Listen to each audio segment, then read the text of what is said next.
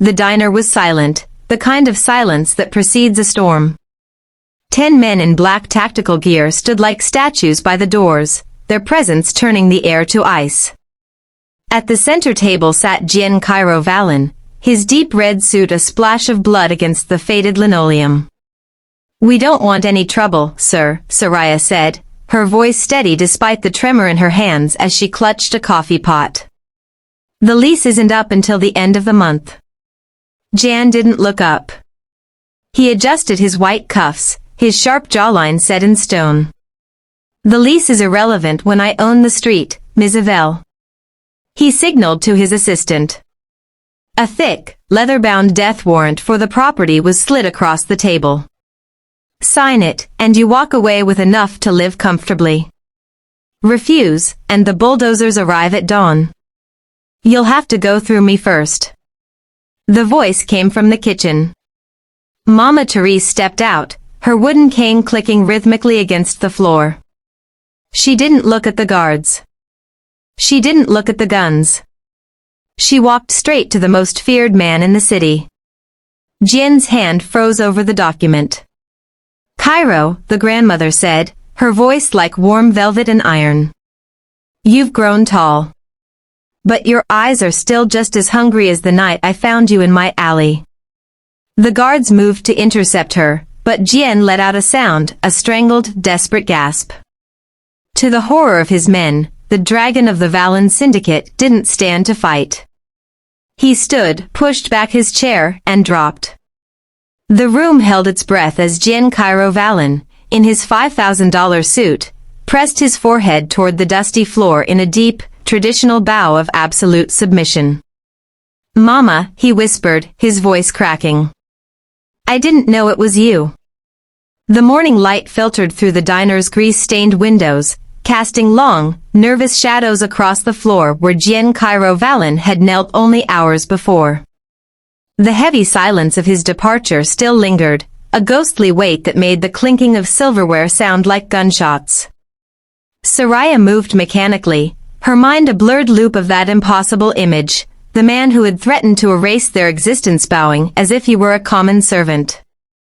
Mama Therese sat in the corner booth, her wooden cane hooked over the edge of the table, her eyes fixed on the street outside.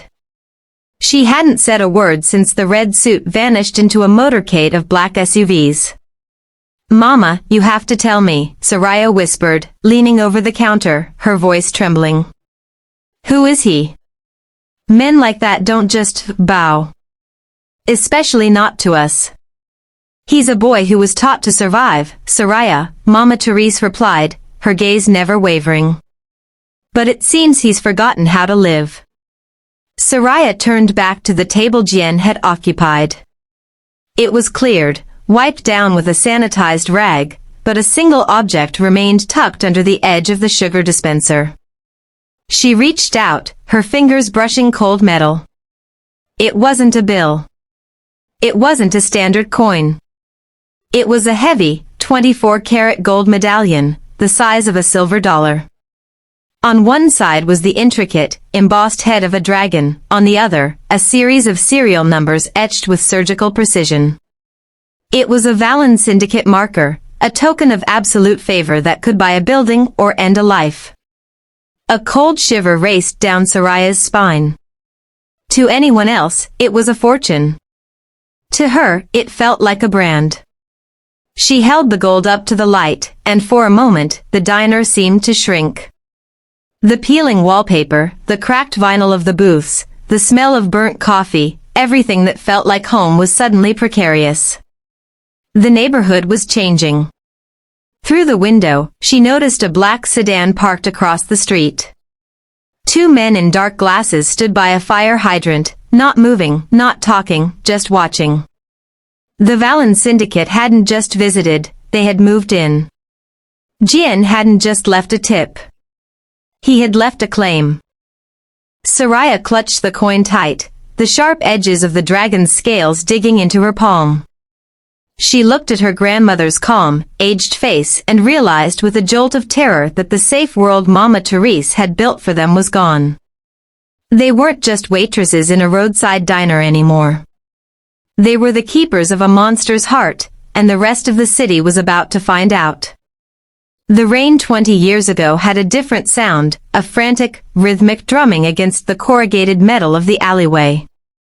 In the back of the Avel kitchen, a 10-year-old Jian crouched behind a stack of flour sacks, his breath coming in shallow, ragged hitches.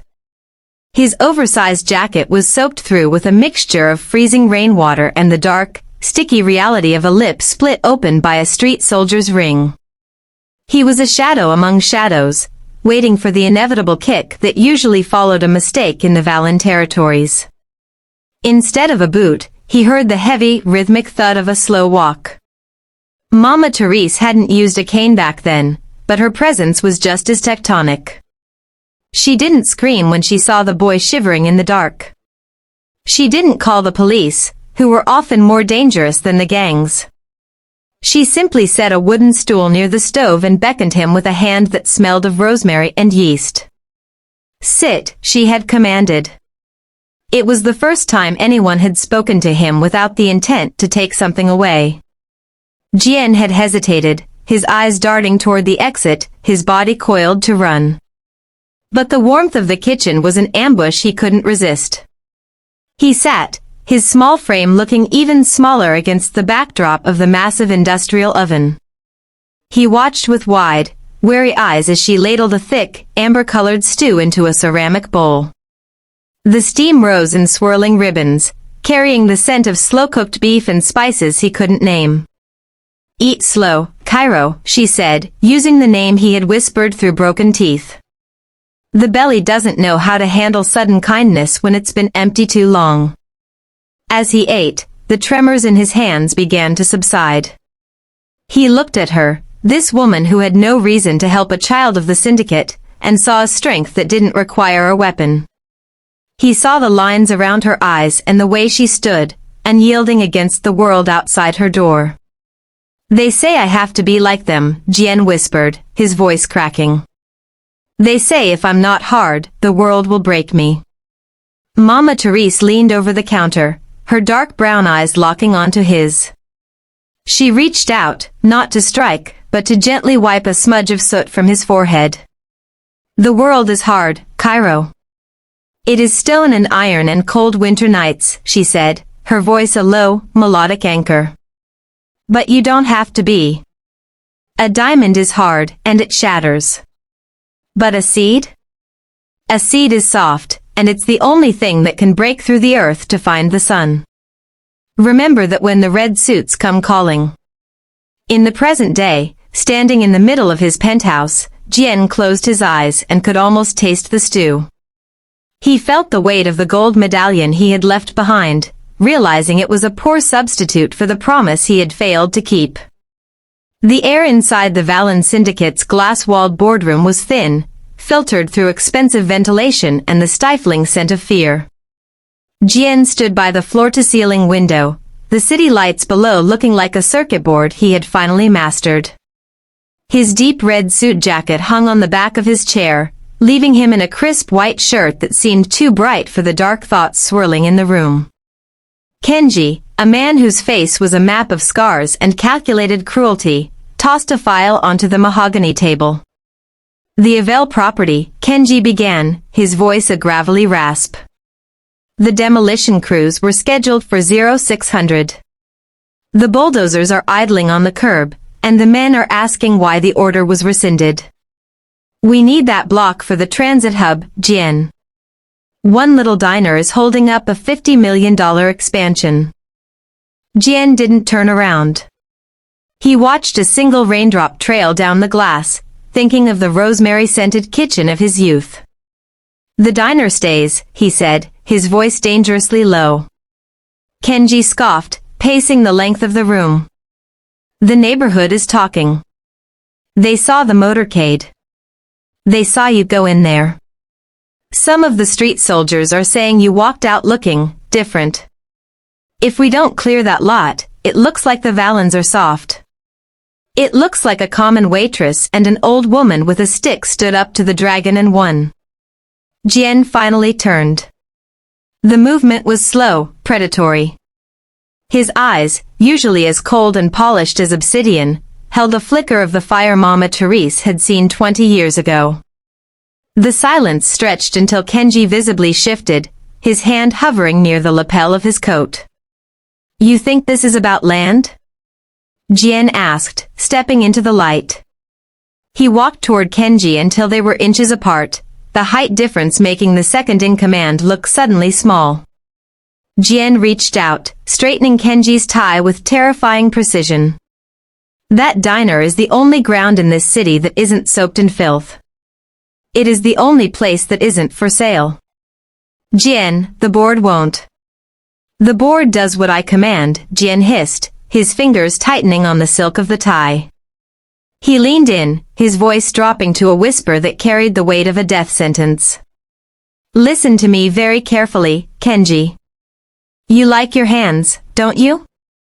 You like the way they hold a glass, the way they pull a trigger?" Kenji paled, his breath hitching. "If so much as a shadow falls across that threshold without my permission, if you touch a single brick of that building, you will lose a hand. And if you speak of the women inside again, you will lose the tongue that uttered their names. Am I clear?" Kenji nodded frantically, the bravado draining from his face. Jian released him with a disdainful flick. As his second-in-command scrambled toward the door, Jian looked back at the city. He had issued the warning, but he knew the syndicate was a beast that didn't understand sentiment. He hadn't just protected the diner, he had painted a target on it. The elevator doors slid open with a soft, expensive chime, revealing a world of cold marble and glass that felt more like a mausoleum than a home. Soraya stepped out, her gray waitress uniform a jarring smudge of poverty against the pristine white floors of the Vallon penthouse. She felt the eyes of the two guards by the door, men with hard faces and hidden holsters, but she didn't look at them. She kept her chin up, her hand clenched so tightly around the gold coin in her pocket that the metal felt hot against her skin. Jian was standing by the balcony, the wind whipping at his black hair, his red suit jacket discarded. He looked solitary, a king surveying a kingdom he had conquered but could never enjoy. He didn't turn when she approached, but his voice cut through the hum of the city's traffic below. "You shouldn't be here, Soraya. This place isn't for people like you." "You're right," she snapped, stepping into the center of the room. "It's too cold. It smells like a hospital." Jian turned then, his expression unreadable. He expected fear. He was used to people stuttering in his presence, their eyes darting toward the exits. But Soraya stood her ground, her dark brown skin glowing under the recessed lighting, her eyes narrowed in a fury that bypassed common sense. "You left this," she said, pulling the gold medallion from her pocket and hurling it at his feet. The coin skittered across the marble, a bright, cursed thing. "We don't want your blood money. We don't want your protection. My grandmother thinks you're a boy who lost his way, but I see what you are.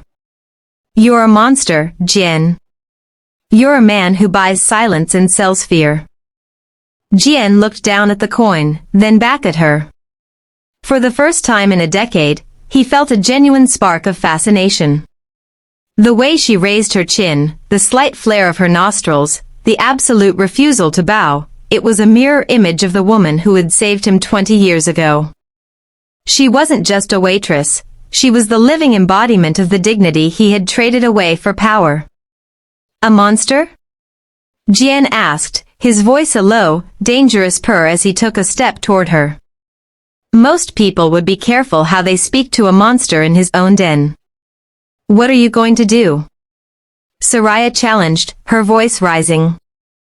"Kill me? Burn the diner? You've already done that to your own soul. You're just a suit with a title and a hollow chest." She didn't flinch as he stopped inches from her. The air between them crackled with a tension that wasn't just anger. Jian reached out, his hand hovering near her face as if to see if she was real. He saw the fire in her eyes, a defiance that no amount of money could buy.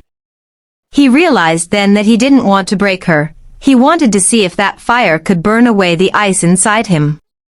"You have her spirit," he whispered, a ghost of a smile touching his sharp features.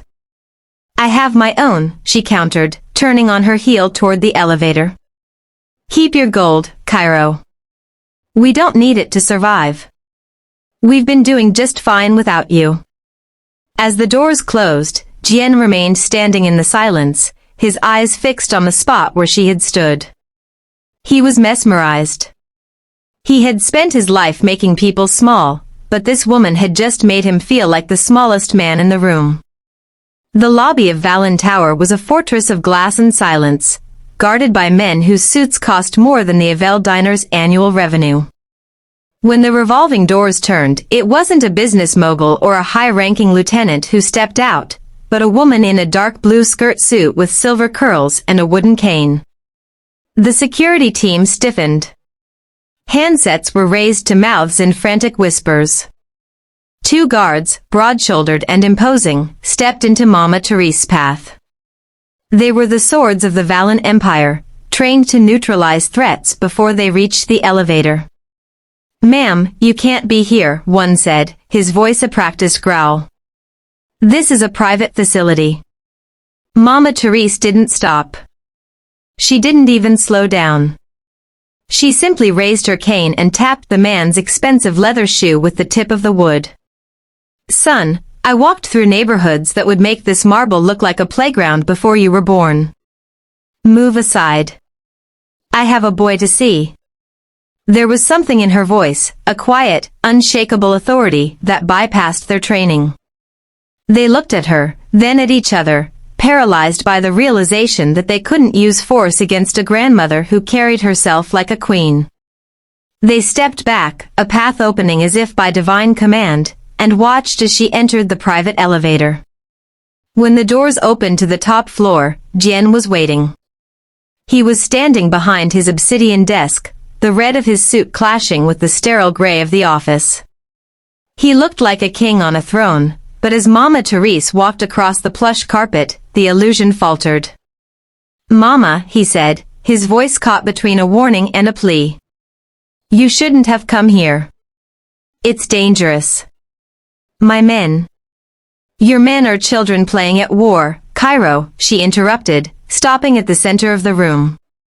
She leaned on her cane, her sharp, wise eyes surveying the vast, empty luxury of his office. "And you? You are playing a part that doesn't fit your soul.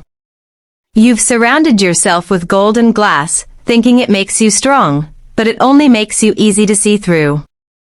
Jian gripped the edge of his desk, his jaw tight. "I am the head of this syndicate. I have responsibilities. I have power." "You have a cage," she countered. She walked closer, her footsteps silent on the rug. "I didn't feed that hungry boy in my kitchen so he could grow up to be a ghost in a red suit. You think you're protecting us by staying away? By leaving coins on tables? Power isn't what you take, Cairo.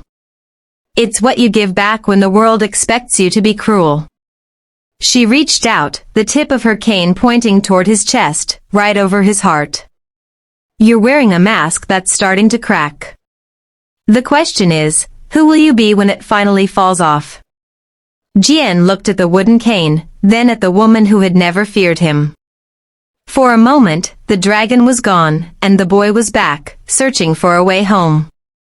Sunday morning usually smelled of maple syrup and Mama Therese's famous cinnamon biscuits, but today, the air in the diner felt heavy, like the static before a lightning strike. Soraya was clearing a corner booth when the familiar chime of the door was drowned out by the screech of tires. 3 black vans slid into the gravel lot, flanking the entrance. They weren't the polished SUVs of the Valen Syndicate. These were rusted, aggressive, and bore the jagged markings of the Iron Fang, a rival triad that had been waiting for Jian to show a single crack in his armor. "Mama, get down." Soraya screamed as the first brick shattered the front window, followed by a hail of glass that glistened like diamonds in the morning sun. The attackers didn't come for money. They came to send a message. Men with crowbars and heavy chains poured through the door, shattering the wooden tables and flipping the counters. Soraya grabbed a heavy cast iron skillet, her heart hammering against her ribs like a trapped bird. She stood in front of the kitchen door, shielding Mama Therese, who stood upright despite the chaos, her hand gripped tight on her cane. "Where is the dragon's pet?" one of the men sneered, his face obscured by a dark mask. He swung a pipe, smashing the pastry display case into 1,000 shards. "If he loves this dump so much, let's see if he'll come watch it burn."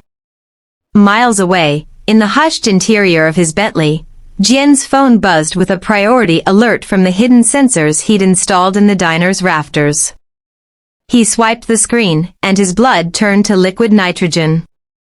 The live feed showed Soraya cornered, her face defiant even as a man lunged for her. "Turn the car around," Jian commanded, his voice a low, vibrating growl. "Sir, we have the meeting with the board in 10 minutes, his driver stammered.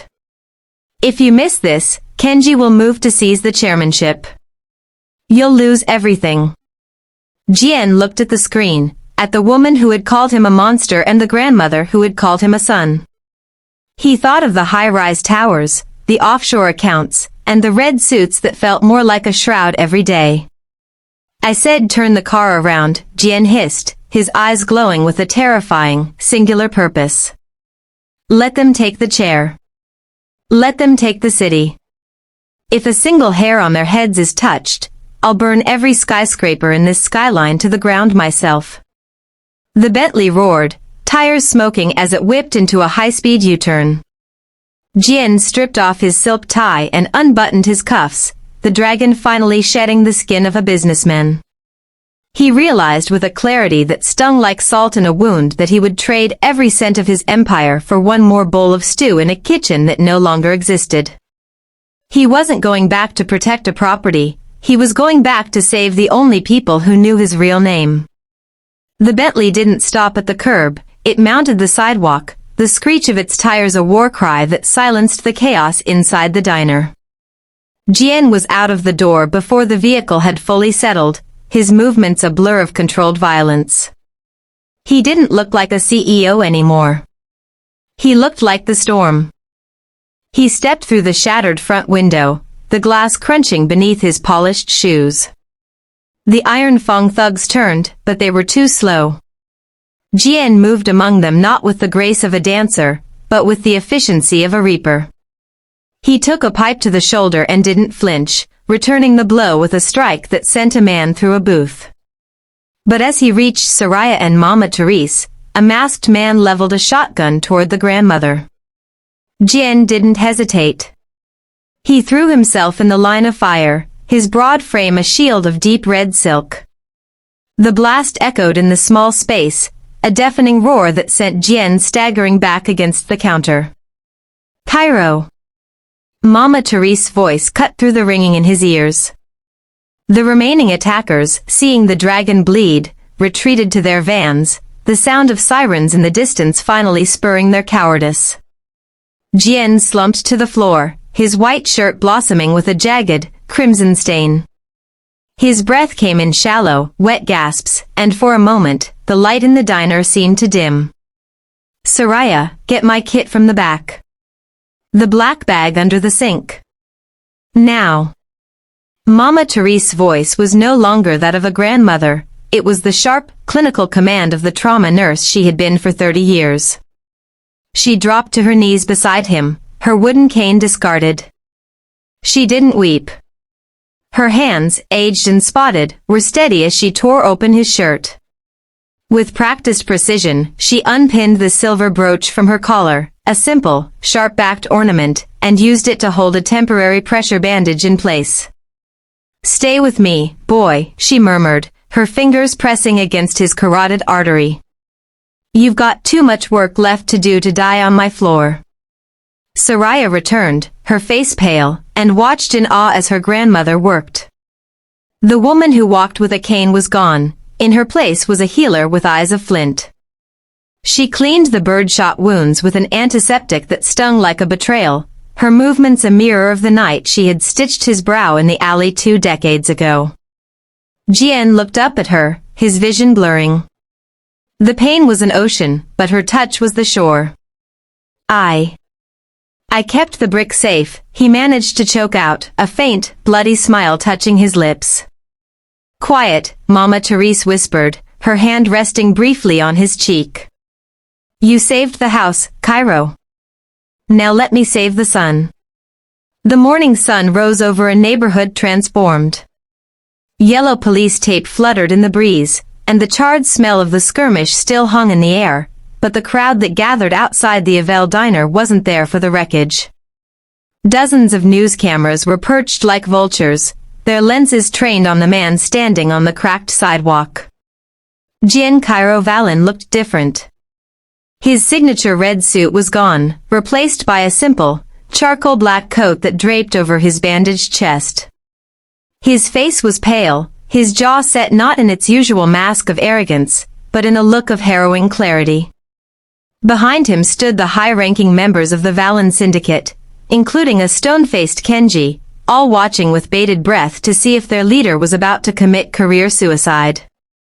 Jian stepped toward the microphones, his eyes scanning the faces of the neighborhood residents, the shopkeepers, the families, the people he had spent years treating as obstacles to his profit.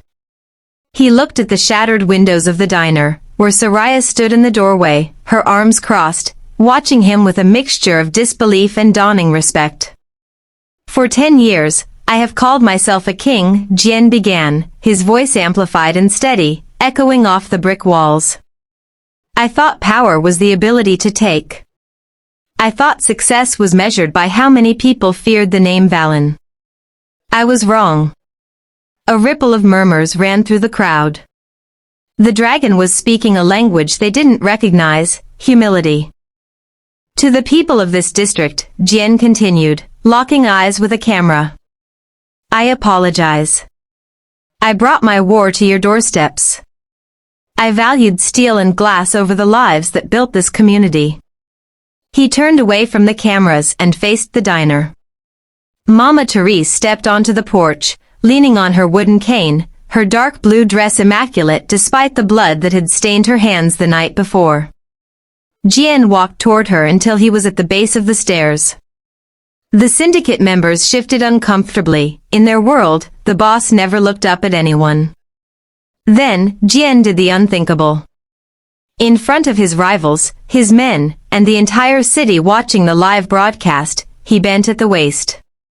It wasn't a shallow nod of greeting. It was a slow, agonizingly deep bow, the bow of a son to a mother, of a debtor to his savior. This ground is sacred, Jian said into the silence, his voice raw. From this moment on, the Vallon Syndicate is finished with the shadows. We are no longer your masters, we are your shields. This neighborhood is under my eternal protection, and anyone who threatens it, from within my ranks or without, will answer to me. He stayed in the bow for a long, breathless moment.